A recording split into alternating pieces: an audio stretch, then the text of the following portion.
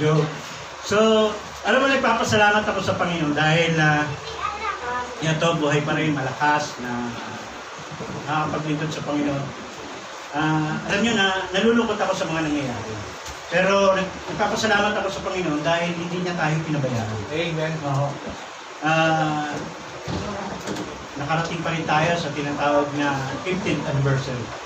Diba? Yun ang papuri ko salamat sa Panginoon. Nagkakilala kami ni Pastor Tony 1 year after na siya mag-start ng mission. So, nung time na yon, umaga, naglalakad ako sa palengke. Lakad lang kasi may problema ako. Naglalakad lang ako. Nakausap ko pang nakita ko yung church. Nakita ko yung church. So, nagtanong ako kay Kuya Piping, buhay pa yun. Sabi niya, may gawain na rito. Meron. So, may schedule ng umat ng ba? Meron. So, punta ka na lang dito Sunday. So, following day, pumunta ako. Kilala ko nga si Pastor. 2004.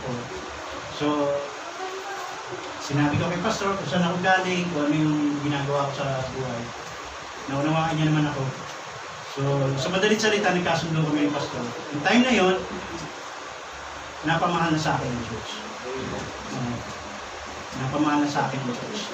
Kahit saan ako mapuntang lugar, lagi ko nasa isip itong church. Lagi ko nasa isip. Lagi kong pinag-pray sa pastor, yung family, yung ibang member. Yung iba, wala pa. Nagpapasalamat ako sa Panginoon kasi hindi rin sila nakipabaya sa amin. No? Malaking tulong din ang nagawa ng church sa buhay. Na-encourage ako, saka talagang nahamon ako sa buhay ko bilang Kristiyano. Sabi ko nga, kung dito ako makakalbo, hindi ako nag-isa. Amen. Praise the Lord. Hindi kami dalawa. Diba? Sabi ko, may mga katropa pits pala din ako. Hindi lang pala sa tundo. So, sabi ko, enjoy ako dito sa church na to. So, maraming churches ako nakikilala, gusto nila ako tunin o ano. Sabi ko, hindi kasi ang pinaglilikuran ko hindi church. Ang pinaglilikuran ko ako.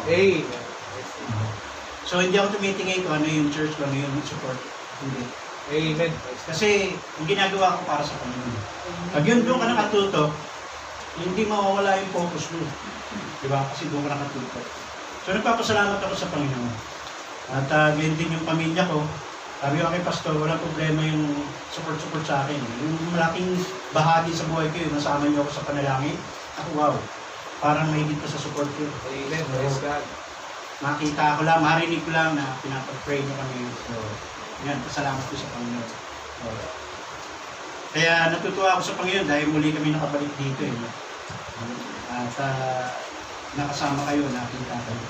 So, bago tayo lumawig at lumayo, no? Dumako tayo sa ating pag-aaralan. No? Ang ating topic dito sa ating kong binasa ay may pinamagatang praising God in the midst of storm. Praising God in the midst of storm. Alam niyo ba kung sino yung nagsasalita rito sa binasa natin? Siya po si King David. Alam niyo, si King David, siya yung pangalawang naging hari ng Israel. Ayaw naman talaga sana ng Diyos na magkaroon ng hari. Gusto ng Diyos, siya ang masusunod. Siya ang lalapitan ng tao, pero ang tao naghiling. Gumawa ng sariling desisyon at kapasyahan na magkaroon sila ng leader. Yun nga, pangalawa si King David. Dito sa ating pong binasa, sinabi ni King David, no? Sabi niya, "Thou art my hiding place.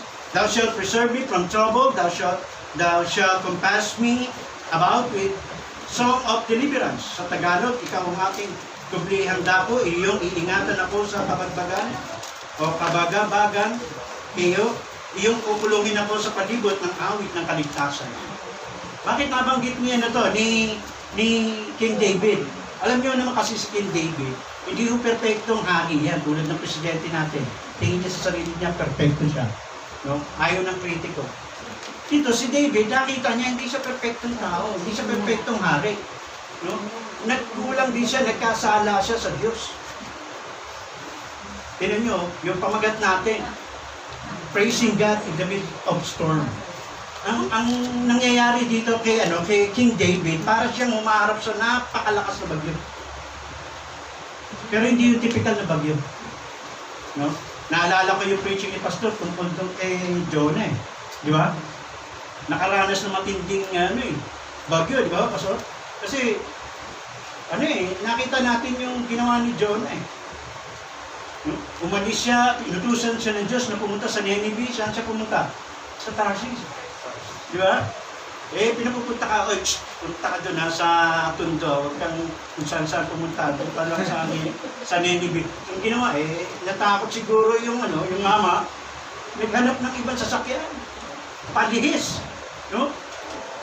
Kaya makita natin doon, humaharap minsan ang tao sa mga ganitong problema, pagtusubok, lalo na yung bagyo, katulad kay King David. Dahil una, makita natin yung maling yung tinatawag na wrong direction. Tama? Amen. Nagkakaroon ng maling direksyon. Ha? Ano pa? Nagkakaroon ng wrongdoing. Oo. Tinan mo, pinapupunta sa Nineveh, nandun sa Tarsis, saan pa? Nandun sa ilalim. Ano ginagawa? Natutulog. Nagiinip. Ang ginawa ng Diyos, tulog ka dyan, o sige, padadalang kita ng matinding hangin na bagyo. No? Kaya tuloy yung mga tao, tripulante, natataranta na, yung pala siya may kagagawa, may kasalanan. Amen. Alam niyo, kaya siguro nakakaranas tayo, hindi lang buong mundo. Isa, hindi lang ito, particular. Ng mga ganitong problema, bagyo, sa buhay natin, kasi maaaring maliling direksyon. Maaaring yung bansa natin, ilihis na. Ganun nyo, malapit na yung Sojibi, malapit na maprobahan yun. Pag yun ay naaprobahan, pag tumingin ka sa bakla ng didimanda ka na. Tingin pa lang. Ha? Tingin pa lang. Lalo pag sinabihan mo, bakla, nakto. 100,000 yun. Oo. Yun ang batas. Pag sinabihan mo, ang pangit ng bakla, dalawa na yun. Pangit na bakla pa. No? Wala ka siguro ligo. Nako, 3 na yun. 300,000 sa multa mo ngayon. Yayaman yung mga bakla. Mali na yung direksyon ng ating bansa. Tingnan nyo yung Amerika, mali na rin eh. No? Kaya nga sabi, pray the American people kasi para mamulat sila. Dapat bumalik sila sa basic. Amen. Ano yung sinasabi ng Bible, doon sila eh. Kaya nga yung pera nila nakalagay, in God we trust. Amen. Bakit? Una sila nagtiwala sa Diyos. Pero bakit nangyayari ito? Kasi mali na yung kanilang direksyon. Amen. Kaya minsan tayo ganun. Pansinin natin. No? Isa pang bagyo na naiisip ko, yung preaching. No? Bigyan nito din si sister. Yung sinasabi na nung si Jesus Christ ay pinapunta niya sa kabilang pampang yung mga alagad niya, di ba? Sumakay sila sa bangka, sabi ni Jesus Christ, sige, maguna na kayo doon sa kabila. Ngayon, nakita natin na dumanas din ng matinding bagyo. Yung mga tao nito, yung mga disipulo, natakot pa nga sila na makita nila si Jesus Christ naglalakad sa tubig eh. Di ba? Hindi lang yun, minsan kasama na nila si Jesus. Na nasa bangka pero naranasan nila yung matinding bagyo. Nasaan si Jesus doon? Natutulog din. Yun naman katulad ni Jonah. No? Si Jonah tumatakas eh. No? Tumatakas si Jonah doon sa utos ng Diyos, tulog sa ilalim. Si Jesus Christ, tulog din siya. Pero gumagawa sila ng kanilang tungkulin. Doon nakita natin na itinetest nung bagyo na yun, yung kanilang pananampalataya. Alam niyo, dito sa bansa natin, nakakalungkot, di ba? Yung bagyo na nakaraan na si Ulysses. Amen. Alam mo, yung bansa natin, unang-una, nakaranas ng pagputok ng taan, di ba? Yung isang pastor na pumunta doon almost 500 times na yumayanig araw-araw yung lugar nila ron sa taan, yung malapit sa Batangas, maraming nasira. Pangalawa, yung pandemic. Pansinin mo nila, pandemic. Ilang buwan na tayo na ganito ang sitwasyon natin? Halos 8 buwan na. Amen. Nakakalungkot ko eh. Pansinin natin. Ngayon yung Ulysses, buti na lang wala na kami dyan sa Hindi ko alam kung inabot yung gaya-gaya o yung pinanggalingan namin. Noong panahon ng Undoy, ito yung bahay ko, ito yung mga puno. Sa awa ng Diyos, yung puno na lang na gano'n ang nakita. Yung bahay ko nandito, lubog sa tubig. So, buti na lang wala kami doon. Amen. Ngayon na ulit. Ulysses. Buti na, nasa tundo naman kami na nakalitaw doon. Third floor. Nasa third floor na. Oo, doon sa bahay nila Katak. Doon kami, sige, matubig dito na. Buti, alam, kumikilos pa rin ang Panginoon eh, no? Yung mga problemang ganito, yung mga bagyo, hindi ho tayo exempted doon. Amen. Talagang mararanasan natin, katulad kay King David. Maraming kasalanan si King David sa Panginoon. Ngunit napansin niya na isang bagay ang dapat niyang suriin sa sarili niya. Kailangan may pagsusuri. Suriin natin yung mga sarili natin. Bakit dumadanas tayo ng mga bagyong bagay nito? Dahil si King David, pag binasa mo ang kanyang buhay, ang kanyang paglilingkod, nagkasala siya eh. Nung magkaroon siya ng relasyon kay Bathsheba. Amen. Nagkaroon yung si Bathsheba ay asawa ng kanyang general na kawan. Yung kawal niya na yun na general, pinauna niya sa front row, yun ang unang namatay para maangkin niya si Bathsheba. Nagkaroon na siya ng problema doon. Nanganak si Bathsheba, namatay yung anak nila. Hindi lumaki yung bata. Nagkaroon na ng maraming problema si King David sa time nito. Nagkaroon siya ng searching yung kanyang sarili. Ano bang problema? Kasi meron siyang kasalanan. Inano niya yun. Kinumpes niya yun. Sa kabila ng bagyo na naranasan niya. Alam niyo, napakahirap magpuri sa Panginoon sa panahon ng bagyo. Tama? Walang tao magsasabi na habang bumabagyo, ay salamat, natanggal yung bubong ko sa lakas ng bagyo. Buti na lang, tinangay yung mga alaga akong pato, pati na yung mga pinataba akong baboy. Meron bang ganun? Magpupuri ka sa gitna ng ano. No? Si King David, nandun pa rin ang pagpupuri niya. Kasi bakit? Una, inabsorbehan niya yung sarili niya. Anong pagkukulang? Meron ako, bakit ako nakakaranas ng ganito mga suliranin sa buhay? Pansinin natin. No? Pero napakahirap kong gawin. Totoo. Yung tayo ay magpuri sa Diyos sa gitna ng bagyo. Hindi yung madaling gawin yan. Hindi yung madaling gawin yan. Minsan, naghahanap ka ng masisisi. Di ba? Amen. Bira naman. Ang dami naman mawawala ng bahay. Bakit ako ba? No? Ito kasing ano na to. Dapat suriin natin eh. Hindi tayo magsisisi, hahanap ng masisisi. Dapat tayo magsisi. Baka maaaring may ginawa kang mali. O mali na yung direksyon mo sa buhay. Ang makapag-motivate sa'yo para maging masaya ka, mapagpuri ka sa panahon ng problema o pagsubok sa buhay, kailangan maintindihan mo ang kalagayan mo sa Diyos. Yung kalagayan mo, yung sitwasyon mo sa Panginoon, kumusta ka? Diba? Ano makapag-motivate sa'yo para maging masaya sa panahon ng problema? Para naalala ko nung araw nung umiibig pa ako. Hindi ko pinapansin yung problema eh. Kasi naiisip ko yung minamahal ko. Wala na akong makain, wala na akong pamasahe. Masaya pa rin ako. Kasi naaalala ko yung minamahal ko eh. Amen. Diba? Lalakarin ko yun. Kahit wala pamasahe, lalakarin ko. Ang hirap talaga kung lapat. Ang hirap din umibig. Kailangan mo magsakripisyo, pero masaya ako. Di ba? Masaya ka. Di ba? Sa ating mga Kristiyano, dapat may ganun eh. May problema, kami mag-motivate sa buhay mo. Amen. Paano ka magiging masaya sa gitna ng problema? Dito, naunawaan natin na sinabi ni King David, you are my hiding place. Amen. Di ba? Nakita niya doon eh, ang Diyos natin ay reliable God. Maaasahan. Amen. Oo. Hindi porke na ikay Kristiyano, sisisihin mo na ang Diyos. Dapat hindi ako nakaranas ng ganito eh. Naglilingkod naman ako sa Panginoon. Bakit? Diba? Dapat sa kabila nun, purihin natin ang Diyos. Amen. Yes, God. Alam mo, hindi lang naman tayo ang dumadanas ng pagsubok. Buong mundo yan eh. At naulit lang yan. Noong unang panahon pa yan eh, nangyayari. Nauulit lang na nauulit. Gusto mo, puntahan natin yung panahon ni Job? Ha? Diba yun na mas matindi? Yung 7 anak niya pinatay. Yung yaman niya, pinagnanakaw. Pero nagpuri pa rin si Job. Hindi siya nagkasala sa kanyang mga sinasabi. Bakit? Nakikilala niya kasi ang Diyos. Na ang Diyos natin ay maaasahan. Reliable God. Amen. Ha? Maaasahan siya. Tapat siya. Ha? Mapagkakatiwalaan. Masasandalan mo siya. Ha? Anlungan mo siya Amen. sa oras ng bagyo. Amen.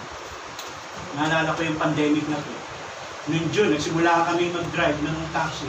Happy kami kasi walang ibang di ba? Commute di ba? Walang ibang, yung bus, konti lang, yung jeep, wala talaga. Taxi lang pinayagan. Yung tricycle, wala talaga. Happy kami noong June. Eh, nung mag-request ang medical worker na i-lockdown ulit, 2 weeks, di ba?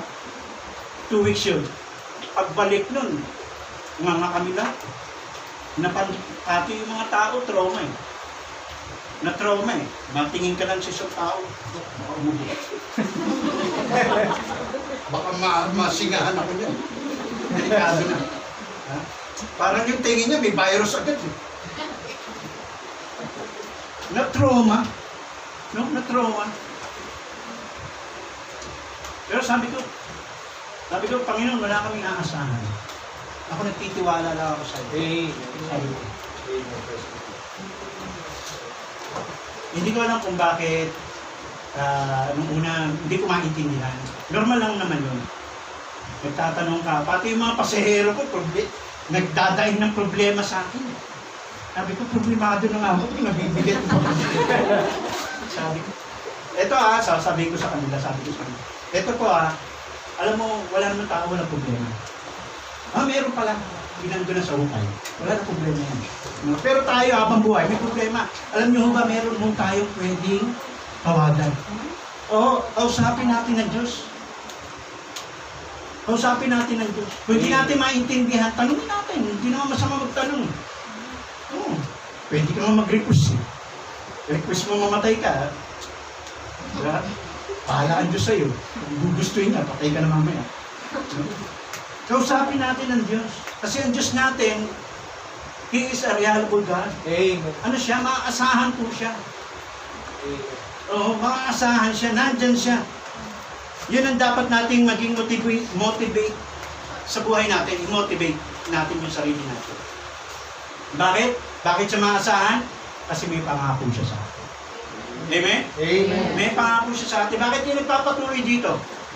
Nangako ba sa inyo si Pastor, nayayaman kayo pag nandito kayo? Hindi naman, di ba? Gaganda ba kayo? Giginhawa ba buhay nyo pag nandito kayo? Hindi naman eh. Anong inaasahan nyo? Ipangako ng Diyos. Amen. Dahil siya'y buhay na nangako sa atin. Amen. Siya ay totoo. Maaasahan siya, masasandalan siya sa panahon ng pangangailangan. Ano man ang kalagayan natin, hirap man tayo, may karamdaman man tayo, huwag tayo mag-atubiling tumawag sa Diyos. Nakikinig siya sa atin. Nakikinig siya sa atin. Maaasahan mo siya. Hindi bingi ang Diyos. Hindi maiksi ang kamay ng Diyos para tayo hindi akapin, abutin sa ating pangangailangan. Amen. Ang kailangan na tayo makinig sa Kanya. Ano sabi ng Panginoon? Come unto me. Di ba? Amen. Matthew 11:28. Come unto me. All ye that heavy laden. And I will give you rest. Yun ang pangako niya. Natanong mo na ba sa sarili mo? Minsan, ano kaya kung sa pandemic na ito, bakit pinapanatili tayo buhay ng Diyos? Bakit buhay ka pa? Bakit hindi ka pa kinakapitan ng virus? Paano kung pinapitan ka ng virus? Alam mo ba sa pupunta ka, pag namatay ka? Alam mo? Malaking tanong din yan sa akin ng araw. Sa Kristan pa ako. Pero hindi ko alam kapag namatay ako, saan ba ako pupunta? Magbasa ako ng Bible, babawalan ka ng pare. Huwag ka masyado magbasa ng Bible kasi sa pare lang yun. Hindi ka naman magpapari eh. Bawal yun sa Katoliko. Kaya nga mga Katoliko walang Bible na hawak eh. Oo, makikinig lang sa pare. Kaya naman laking tanong ko, pag ako namatay, saan punta kaluluwa ko? Ikaw, pag ikaw namatay, saan punta ang kaluluwa mo? Alam mo, sa hirap ng buhay na dinaranas natin dito, pag tayo namatay, hindi pa natin alam ang pupuntahan natin, doon tayo sa impyerno mapupunta na mas doble at 100 times ang hirap. Anong sabi ng Panginoon? Come unto me. Lumapit tayo sa Panginoon. Bakit? Siya ay maaasahan natin. May pangako siya na I will give you rest, kapayapaan, katiyakan, kasiguraduhan. Andito ako, sasamahan kita. Nakita niyo yung pinako sa krus, di ba? Saan ka doon? Sa dalawa. Sabi ng isa, oh, Diyos ka ba talaga? Bumaba ka dyan, ligtas mo kami. Di ba? Kung talagang Diyos ka dyan, bumaba ka. Ha? Ano sabi ng isa? Wala ka ba takot sa Diyos? Yan yung tao niya, wala namang ginawang kasalanan eh. Sabi niya, Panginoon, kung sakali, kung pwede lang, di ba? Pagdating mo sa iyong kaharian, lalahanin mo naman ako. Ano sabi ni Jesus Christ? Katotohanan sinasabi ko sa iyo. Ngayon din, isasama kita sa ating kaharian. Amen. Ano yun? Pangako yun eh. Di ba? Amen. Pangako po yun.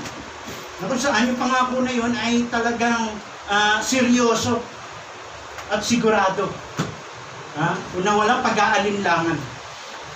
Ikaw, ayaw mo ba ng ganun? Yung makatanggap ka ng pangako mula sa Diyos, na may karoon ka ng kasiguraduhan ng iyong kaluluwa, kung sakali mamatay ka, sa langit ka pupunta. Alam mo, nung araw na tumanggap, na malaman ko ito, hindi na ako nagkatubili. Bakit? Nakita ko eh. Nakita ko sa salita ng Diyos. Amen. Yung kanyang pangako. Oo, yung kanyang pangako. Kaya, nakita natin na kung saan sinabi ng John chapter 3, verse 16, di ba? Sa kanyang pangako, for God so loved the world that He gave His only begotten Son, that whosoever believeth in Him should not perish, but have everlasting life. Pangako po yan ng Diyos. Kung siya ay yung paniniwalaan, tatanggapin mo, ikaw ay hindi mapapahamak. Ano yung kapahamakan niya yun? Yun na naghihintay sa atin. Sabi nga ng isang pastor, ang tao, nabuhay siya para mamatay. Yung iba ayaw tanggapin eh. Kasi ayaw pang mamatay. No? Pero lahat tayo mamamatay. Ang tanong, pag namatay tayo, nakakataya ka na ba na maayos sa relasyon mo sa Diyos? Silipin mo yung sarili mo, yung direksyon mo, tama ba yan? O baka hindi. Meron pang pagkakataon. Sabi nga, habang may buhay, may pag-asa. Amen. Gawin natin ngayon. Kasi pag namatay tayo, wala na talagang kapag-asa yun. Zero na. Oo. Nakakalungkot. Diba? Sabi nga sa Corinthians, diba? This is the day of salvation. Now is the accepted time. Kung meron kang tamang direksyon na gagawin, gawin mo na maayos mo direksyon mo sa Diyos. Bakit? Yun ang mag-motivate sa'yo. Meron akong Diyos. Yun totoong maaasahan, masasandalan. Hindi yung kung ano-ano. Ito, andyan na. Dahil may pangako siya. Yun ang nag-motivate kay King David. Kaya niya sinabi na, Thou art my hiding place. Nakita niya yung reliable God na kung saan ay siya talagang tunay na maasahan. Ano pa? Makita natin na naintindihan niya, na sinabi niya, Thou shalt preserve me from trouble. Ano yun? That our God is a charitable God. Maunawain siya. Maibigin. Mapagkawang gawa. Matulungin. Saan ka nakakita ng gano'n? Na tayo bilang kasalanan ay iniligtas ng Diyos mula sa pagkapulit sa impyerno. Sino ka? Sino ka? Sa harapan ng Diyos. Importante ka ba? Meron ka bang may pagmamalaki sa Diyos? Wala naman di ba? Pero ganun na lang yung pag-ibig niya sa atin. Bakit? Kasi charitable siya. Matulungin siya. Nandun siya, may kawang gawa siya, may nagkukusa siya. Hindi na natin kailangan utusan ng Diyos na tayo ibigin. Iniibig ka na ng Diyos. Ano man ang kalagayan natin ngayon. Amen. Opo. Ang kailangan na ibuksan natin ang ating puso at isip sa Kanya. Ang gagawin mo ay tatanggapin mo siya sa iyong puso, sa iyong buhay. Hindi ho natin tinatanggap ang reliyon. Hindi ho natin tinatanggap ang samahan. Ang tatanggapin natin ay ang Panginoong Jesus na kayang magbago sa atin. Na siya magmo-motivate sa atin at magbubunga ng maganda. Oo. Kasi bakit? Ang Diyos ay maawain. Amen. Okay, may time pa. Yung iba sinasabi, wala na akong time, pastor. Busy ko sa buhay eh. May pangarap ako sa buhay eh. Saka marami na ako nagawang mali sa Panginoon eh, sa Diyos eh. Oo, yung mga, kaibigan ko nga, pag sinabi magbabasa ng Bible, baka daw ako masunod eh. Sa daan kong ginawa na atraso. Sabi lang naman nila yun eh. Huwag ka maniwala doon sa sabi nila. Maniwala kasi yung sinasabi ng Diyos. Mahal tayo ng Panginoon. Amen. Nandyan na kung saan ay hindi Kanya tatanggihan ko, ikay lalapit sa Kanya. Tumawag ka lang. Di ba? Kailangan natin lumapit sa Kanya. Bakit? Tayo, ang pag-asa natin ay ang Diyos. So, kaya nga sabi ko doon sa pasahero ko, alam mo sa panahon ngayon, marami na wala ng trabaho, maraming nangangailangan ng trabaho, maraming nagsara ng negosyo, maraming kailangan. Ang mahirap, lalo maghirap. Tama? Ang mayaman sa panahon ngayon, mas lalong yayaman. Sasamantalahin niya yung mahirap eh. Ganun na magiging dating niya. Ano, kailangan mo na ng trabaho? Kailangan namin ng trabador eh. Ganito lang ang gusto kong papasahod sa'yo. Ikaw, gutom ka na. Sugab ka na lang. Ay, hirap. Di ba?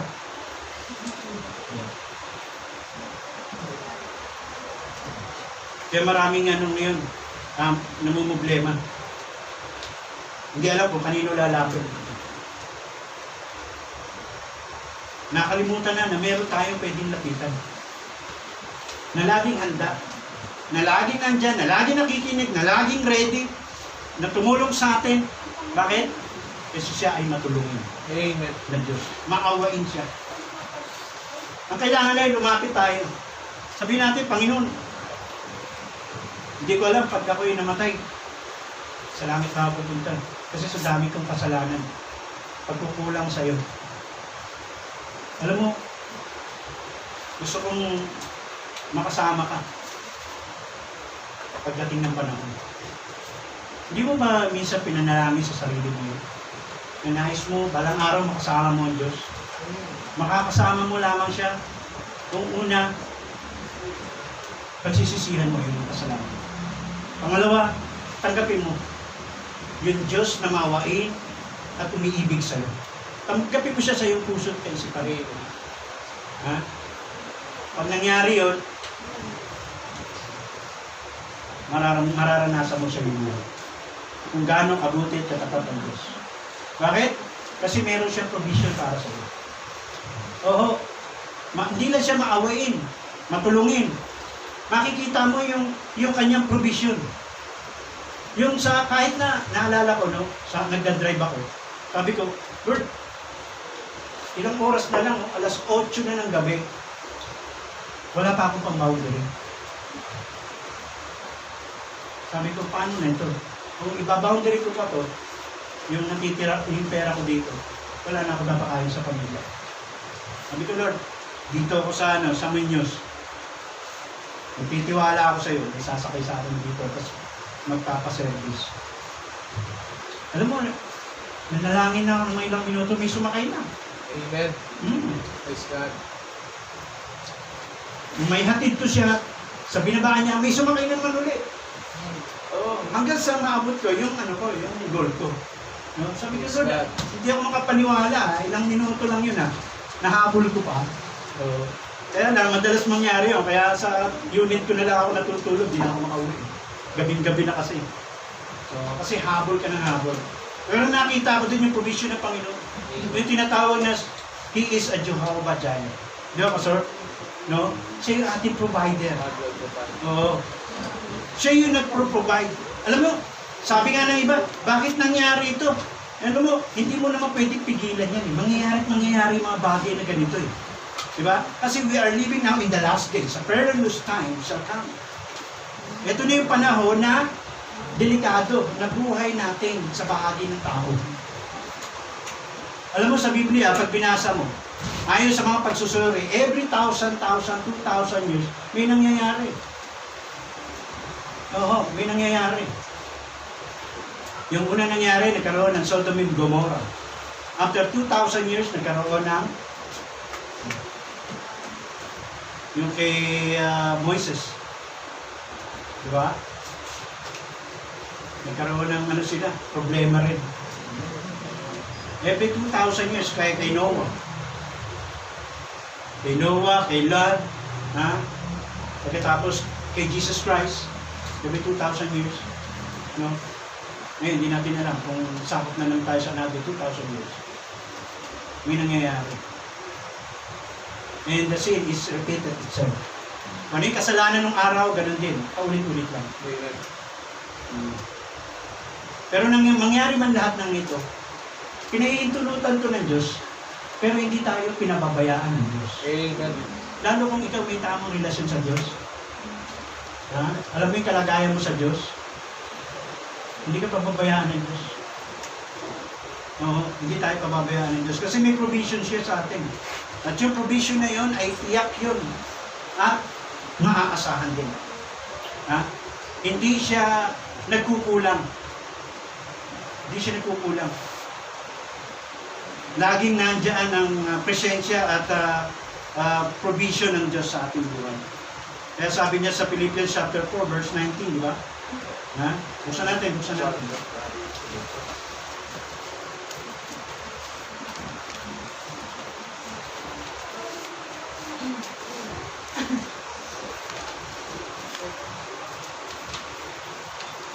Philippians chapter 4 verse 19.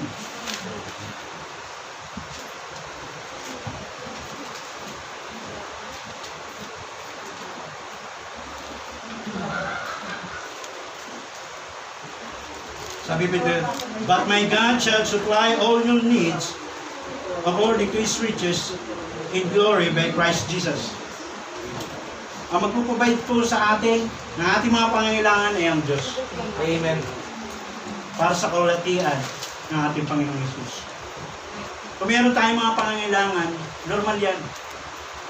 Kung meron tayong mga karamdaman, normal po yan. Kung meron ka mga utang, normal din. Right? Normal lang. Ha? Nangyayari yan sa buhay natin. Pero huwag nating alisin sa sarili natin na pinabayaan tayo ng Diyos. Hindi ko. Nandyan siya. Ang kailangan lang natin ay tumawag sa Kanya. Sabi ko nga sa Bible study ko, ang tao na tumanggap sa Panginoon, ang design ng Diyos sa kanya ay pagyamanin siya ng Diyos sa buhay niya. No? Palakasin siya, palusugin siya, ingatan siya, i-provide yung kanyang pangangailangan. Kaya nabanggit ko nga kanina, di ba? May pandemic, pero sa mga mukha niyo parang hindi ka na pandemic. Eh. Diba? Kasi nakita ko yung provision ng Diyos. Amen. Pinuprovide ng Diyos yung ating pangangailangan. Hindi tayo nagbalat buto na lang, no? Hindi tayo pinabayaan ng Diyos eh. Amen. Ha? Minsan, maarte lang tayo eh. Kasi ayaw mo yung kakainin mo eh. Namimili ka pa eh. Binigyan ka na ng Diyos eh, namimili ka pa eh. Para kay Israelita eh. No? Binigyan na, sabi, Lord, pay pagkain. Binuhusan ng mana. Nung nandiyan yung mana, nagreklamo pa. No? Hindi na nga sila naghirap. Minsan yung tao, ganun eh. Pinoprovide niya ng Diyos yung ating pangangailangan. Minsan nagre-reklamo pa tayo. Imbis na i-appreciate natin, o magpasalamat tayo, yun ang nawawala. Di ba po? No, makita natin, katulad din ni King David. No? Nakaranas siya ng bagyo sa kanyang buhay. Nandun patuloy siya nagpupuri sa Diyos. No? Kasi nakita niya na ang Diyos ay mahabagi, maawain, Amen. matulungin, maaasahan. Yun lagi natin ilagay sa isip natin. Yun dapat na mag-motivate sa atin. No? Normal lang yun, malulungkot tayo. Pero huwag naman tayong hayaan natin na daigin tayo ng lungkot sa buhay natin. At hindi na tayo mag-move on. No? Alam niyo kung makakarating kayo sa Marikina, lagi ako nag-aatid doon, maawa kayo sa sitwasyon eh. Second floor na yung bahay eh. Natira pa rin bubong sa laki ng tubig. Sabi ko, paano na kayo mabubuhay mga tao dito? Bagamat yung mga tao doon talagang mayayaman, pero yung yaman nila parang binura ng ano, ng baha eh. Oo. Pero sabi ko, buti wala masyadong namatay. Hindi katulad nung Undoy, ang daming namatay talaga. So, pag nakita natin doon, mapalad pa rin talaga tayo. Amen. Di ba? Mapalad pa rin talaga tayo. Kasi iniingatan ng Diyos yung kanyang mga anak. Kung ikaw ay may tamang relasyon sa Panginoon, pasalamat mo yun. No? Pasalamat mo yun. Bakit? Kasi meron tayong Diyos na laging handa, laging maaasahan. Meron tayong Diyos na maibigay, na matulungin, malalapitan. Hindi naman yun. Lastly, makita natin na ang ating Diyos ay conformable God. No? Yung kung saan ay ang ibig sabihin nun ay definite, sure, definite, true, accurate, validity, and genuine. No? Na kung saan sabi niya, doon sa kanyang salita, balikan mo natin yun, sa verse 7, Thou art my hiding place, Thou shalt preserve me from trouble, Thou shalt compass me about with song of deliverance. Compass me about with song of deliverance. Na kung saan, yun na naghahatid na ang ating Diyos ay tinitiyak niya at sinisiguro niya na yung kanyang anak ay lumalapit sa kanya. At nakikilala niya. Ikaw, kilala mo ba ang Diyos? Kilala ka ba ng Diyos? Kasi minsan, kiniplay mo lang, nakilala ka ng Diyos, pero hindi mo lang pala siya kilala. Di ba? Meron niya akong nakausap na pasahero. Saksi pala siya. Sabi ko, kilala mo ba ang Diyos? Sabi niya, oo. Paano mo siya nakilala? Kailan mo siya nakilala? Ano pangalan niya? Di ba? Sabi niya, ano ko eh, sa Jehovah ako. Sabi niya, hindi, suriin mo. Kasi yung Jehovah, ano yan, tawag yan sa kanya, sa Hebrew word. Diyos. Yung tunay na may pagkakakilala sa Diyos, yung tunay na tumanggap sa kanya. Malalaman mo kung talagang sino siya. At ikaw ay kilala ng Diyos. Sa John chapter 10, di ba? Sabi ni Jesus Christ, My sheep hear my voice, and I know them. Amen. My sheep hear my voice. Inangkin niya, my sheep hear my voice, and I know them. Hindi lamang siya nagkiklaim na kilala niya ang Diyos, kundi mismo si Jesus Christ, kilala ka. Di ba? Na kung saan, tinitiyak niya na hindi kanya mapababayaan at maibibigay niya mismo ang iyong mga pangangailangan. Sabi niya, Thou shalt compass me about with song of deliverance. Amen. Awit ng pagsasagip. Saan? Sa kaaway, sa problema, sa bagyong itong dumaranas sa atin. Ano yung song of deliverance? Ako naniniwala ako dito sa topic nito. Yung song of deliverance, walang iba kundi ang salita ng Diyos. Amen. Na siya magbibigay sa iyo ng lakas. Na siya maghahatid sa iyo ng encouragement sa buhay. Na magpatuloy. Amen. Na kahit anong bagyo na dumating sa buhay mo, kaya mong harapin. Kasi na-motivate mo, nakasama mo ang Diyos sa buhay mo. Diba? Sabi sa Hebrew, I will never leave thee nor forsake thee. 13 verse 2. Amen. Lagi mong ilagay sa isip mo na hindi tayo pinababayaan ng Diyos. Ano man yung nangyayari sa atin sa buhay na ito? Ako, lagi kong iniisip, alam ng Diyos yan. May kinalaman ng Diyos dyan. Alam mo, kaya ka nandito ngayon. Meron layunin ng Diyos sa buhay mo. Amen. Hindi ka nandiyan para umupo na lang ng umupo. Kaya nagpupuri ko, nagpapasalamat sa Panginoon, yung iba nag-i-improve na eh.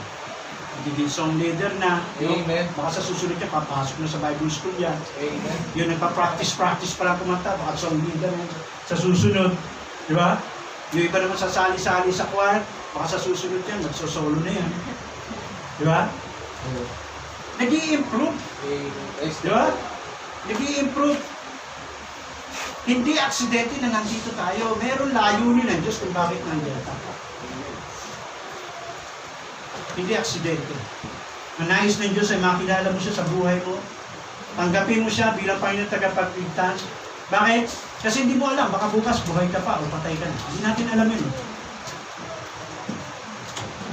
Kaya kung meron kang tamang gagawin ngayon, lumapit ka sa Diyos. Amen. Una, pagsisiyan mo yung kasalanan, aminin mo, bitawan mo, ilayo mo, iwasan mo, tigilan mo. Yun lang ang simple mo. Kasi habang nasa iyo yan, ang problema ay hindi lalayo. Lalo kang mababagyo. Lalo kang mahihirapan. Hindi lang babaha ng babaha ng luha, maro. Dahil sa bagyong nararanasan natin. Gusto mo bang bumahan ng luha? Hindi ka talaga makakadilat mo. Puro luha na mata mo. Lagi bang gusto mo yun na mangyari? Nalilito pa sa buhay mo, anong gagawin? Tigilan mo na. Lumapit ka sa Panginoon. Amen. Para matigil at magkaroon ng kapayapaan. Kahit na mayroong bagyong dumating, maharap mo. Hindi ka iiyak. Hindi ka malulungkot, hindi magpupuri ka, magpapasalamat sa Diyos dahil iingatan ka ng ating Diyos. Kaya makita natin doon, na nais ng Diyos na may matutunan tayo. Na sa kabila ng bagyo, kaya natin magpuri at magpasalamat sa Diyos. Kaya salamat sa Diyos kasi nakarating tayo sa taong ito. Kaya nga panalangin natin, Pastor, na next year, doon na tayo sa kabila Amen. Baka bagyohin tayo dito ng masira itong na to dahil gusto tayong paalisin ng Diyos dito, doon tayo sa kabila. Maganda na yung ganito, di ba? Sama-sama tayo. Sa hirap at ginhawa, doon, di ginhawa na tayo kasi maluwag na. Dito, nahihirapan pa tayo. Pasalamat natin sa Panginoon. Amen. Amen? Masaya ba kayo na nakarating tayo sa 15th year? Amen. Praise the Lord. Pray ng Panginoon. Kasi bakit? Buhay ka pa. Diba? Amen. May lakas pa. Makakapagligtas pa tayo. Ngayon, sa ating mga kaibigan, sa ating mga kapatid, kung meron kang alinlangan sa buhay mo, kung meron kang sumiranin, kung meron kang bagyo na nararanasan, suriin mo sarili mo. Baka kailangan mo ang Panginoon. Baka kailangan mo tiyakin ang iyong buhay, ang iyong kaligtasan. Magkaroon ka ng tamang relasyon sa Diyos. Kailangan mo siyang pakinggan, paniwalaan at sundin. At sa pagsunod mo, kailangan mo siyang kilalanin, tanggapin, sa iyong buhay bilang Panginoon tagapagligtas.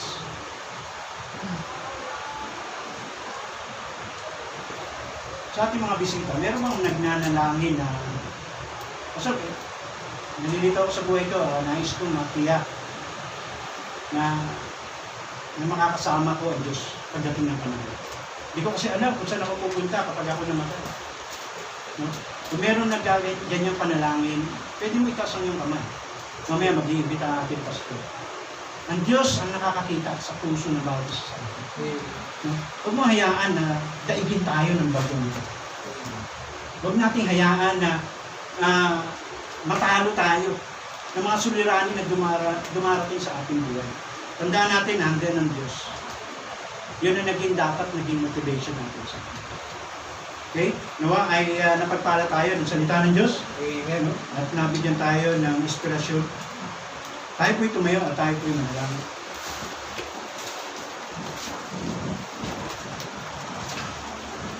Let us pray. O Diyos naming amang nasa langit, Panginoon naming makapangyarihan sa lahat. Nagpapasalamat po kami, Panginoon, sa iyong mga salita na nabahagi sa amin sa aming kaligtasan. Na kung saan sa kabila ng mga suliranin na problema na aming dinaranan, ay patuloy pa rin na dapat kami magpuri at magpasalamat sa Diyos. O magpasalamat sa iyo, Panginoon. Dahil nandun sa aming mga puso at kaisipan, na alam namin na naandiyan ka. You are a reliable God. Lagi namin maaasahan. Alam namin na nakikita mo aming kalagayan, Panginoon. Nakikita mo, Panginoon, ang aming saloobin. Gaano man ito kabigat, hirap. O Diyos, na kami nagtitiwala na ikaw ang gagawa para kami ay tulungan, Panginoon. Kausapin niyo po ang bawat isa, Panginoon, sa sandaling ito. Buksan niyo po ang patuloy na pag-anyaya ng Banal na Espiritu sa kanilang mga puso at isipan. Ito po ang aking dalangin sa pangalan ni Jesus. Amen. Tawagin natin ang Pastor.